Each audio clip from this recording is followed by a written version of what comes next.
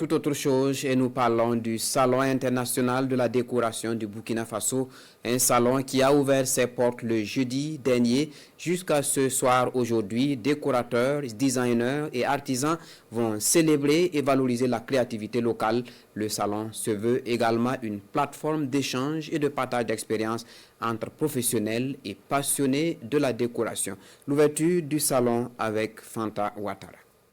Des stands décorés à l'effigie de personnages de dessins animés, aux couleurs de la tradition locale et de l'environnement, du mobilier au design contemporain fait à base d'objets de récupération et une multitude d'objets décoratifs qui racontent chacun une histoire.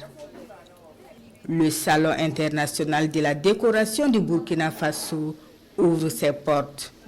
Pendant 3 jours, professionnels de la décoration, artisans et passionnés vont se rencontrer pour célébrer la créativité burkinabé. Cette année, une attention particulière est portée sur l'éco-design. Il y a d'autres qui ont utilisé des pinets et en chaise, d'autres ont utilisé des bouteilles jetables pour rendre ça beau. À travers la décoration, l'artisan peut imaginer des designs qui respectent l'environnement. Je vois que d'autres ont utilisé des plantes vivantes pour accompagner leur décoration.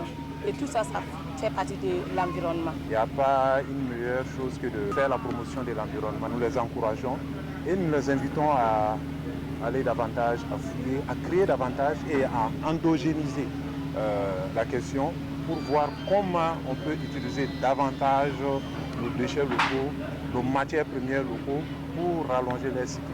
11 stands sont en compétition à cette 3e édition du Salon international de la décoration du Burkina Faso.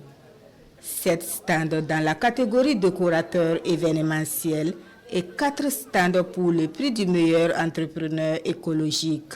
Je compétis en décoration.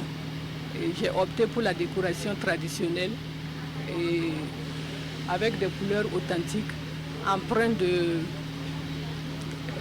l'histoire de notre culture. C'est de célébrer la richesse de notre héritage culturel et me retrouver dans mon identité, dans mes racines. À l'issue de la compétition, le premier de chaque catégorie va repartir avec un trophée. La population est invitée à faire un tour au Sénasa pour découvrir le savoir-faire des décorateurs burkinabés.